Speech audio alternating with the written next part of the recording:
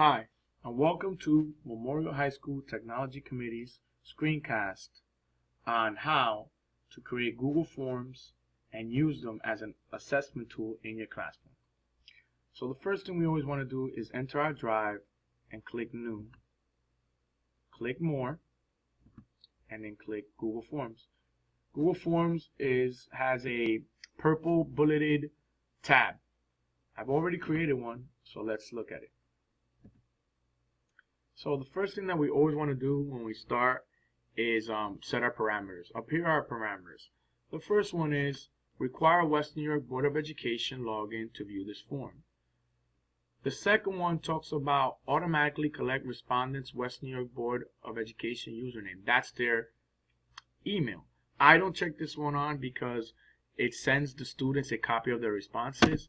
The next one is show progress bar at the bottom of form pages. Next, I do click on allow only one response per person. That way the student can only take the test once, and I always shuffle my answer orders. Now the next thing I like to do is always populate the name of it. It always says Untitled Google Form.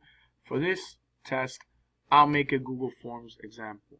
Once you populate it inside this box, it automatically populates inside here. So whatever you name it down here, it'll go in here. Next, let's take a look at the questions. So these first few questions are called identifier questions. These questions identify the student's name, first name, and period. You need them for later on when you run your flu group. Next, let's look at how to make a question. So usually if I click on the box here, you see that we have the question. I put last name, and here we have the types of questions you can ask. So this isn't a full list. You could also use some other types of questions and manipulate them. They're not exactly questions, but they do work well. So we have a text question, a paragraph question, multiple choice, checkbox, which is a multi-response. You're able to choose more than one answer by checking on boxes. Choose from a list, scale from 1 to 10, grid, date, and time. At the top here, there's also a tab where you can look at all the type of questions, advanced questions, and layout. So here we have the box. Like I said, we have all these types of questions. We have a text question, which is short answer. We have a paragraph text, which is essay question.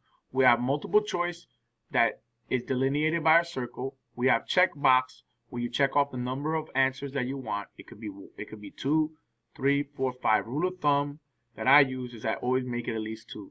You have choose from a list, which gives you a drop box with answer choices. We have scale 1 through 10, grid, date, time. This is great tools right here. These are some great tools. Section header allows you to break a test up into different parts. Let's say you're giving a test and it has Macbeth, section 1, and Native Son, section 2. You would choose a section header and name it Macbeth. In that section for Macbeth, you could put up, let's say, 5 questions. Then in the next section, you would put in another 5 questions for Native Son. What ends up happening is that once you make these section headers and you scramble the question order, it will only scramble the questions that are within that header. So the Macbeth questions will not mingle with the Native Son questions. We can also page break. This is great for when you have a long exam, like a final, and you have a lot of questions. You don't want the student to be scrolling through a couple of pages. By using page break, it's better for the student, and it allows them to navigate more freely back and forth in the test and more easily. Next, we have an image and we have a video. Later on, I'll show you how to use a video and attach a question to the bottom. So now, let's get back to the test. List name, last name. You see that we have a required question checkbox. If you check this box, an asterisk will appear next to the question when the student takes the test. What that denotes is that the student must answer any question with an asterisk in order to move on. It's a great tool because kids usually forget their name when they get engulfed in the test and sometimes try to get away with not doing the essay, by using the required question checkbox, a student will always have to put something in the box in order for them to be able to submit the test. Let's take a look at period. Period has a drop box, choose from a list. So what's great about Google Forms is that, say you have this test already made on a Google Doc, and you have a multiple choice of A, B, C, and D. If you highlight straight down, copy it, and paste it in the first box, it will populate all 4 boxes. So you don't have to go back and forth between each test for each answer choice. It's a great time saver. So now let's look at multimedia questions. So here I set my header, I inserted the header text, which is multimedia question, and I inserted a description. But now I have to insert a video. So let's go and insert a video. We come up here, click insert, go to video, and it's going to open up a YouTube search engine. In here, we put the name of our video. The myth of human nature. Search, and the one that I want is right here. I double click, and now at the bottom it will show up on my test. Now you're saying this is a very small video.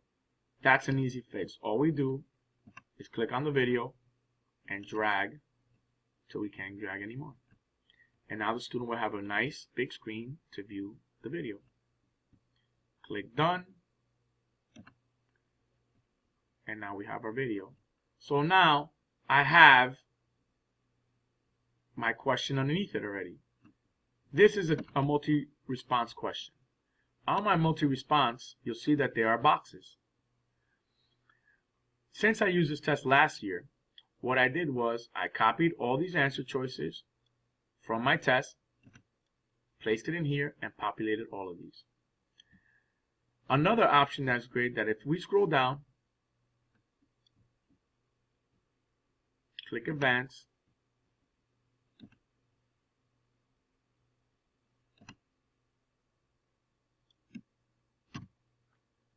and we see that we have this shuffle order option. By using this option, all the answer choices will be shuffled when the student takes the test. It's a great option to have. Sometimes you have students sitting next to each other in close proximity and they're looking over. This ensures that all the students will have different tests. So now let's move down and look at our multi-choice response. So what I did was, again, I created a header. I named it multiple choice and multi-response. I added a description that says that all these multi-response questions will have at least 2 boxes that have to be checked, and that all multiple choice will be circles. Here we have a multi-response, a multiple choice, and another multiple choice. And last but not least, we have our essay question. The essay question, as you can see, has the asterisk next to it. Students know now that they must complete this question in order to submit the test. And that's how we create a Google Forms test. On the bottom here are some other parameters that you could use. Show the link to submit another response. That's if you want the student to take this test more than once. I don't allow them to do it. I never have it checked. This one we should never have unchecked because it allows other people outside the district to take the test. And here we have allow responders to edit the response after submitting. This comes in handy because sometimes a student clicks submit and doesn't finish a question. When that happens, you just go back to your Google form, go to the bottom, click it, and have the student log back in and click edit. Right now, I'll demonstrate that for you. In order to have the answers on the test, you can't just add them like in other apps. You have to take the test. So usually, I know the answers or I have the answer key next to me. So let's click live form in order to see the test.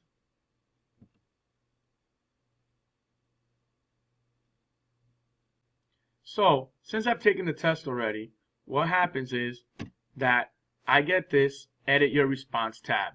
In order for me to take the test again and fix my answers, I have to click this tab on. So now, here we have the edit response. Let's go and check it out. This is exactly what we're going to have on the test. The students are going to see. And as you can see, we do have the asterisk, and it does remind them that this is a required question. All students must complete this question in order to finish any part of this test.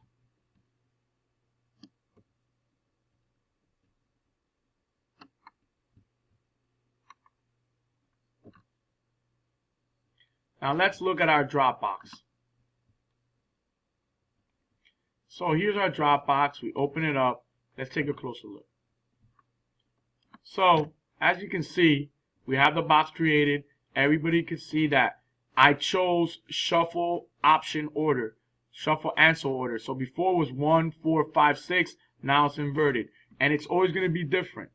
So now every question that you put shuffle option order will be changed. It's a great way to keep the kids off balance. Next, let's look at our multimedia question. As you can see, since we enlarged it, now they can see the video much better.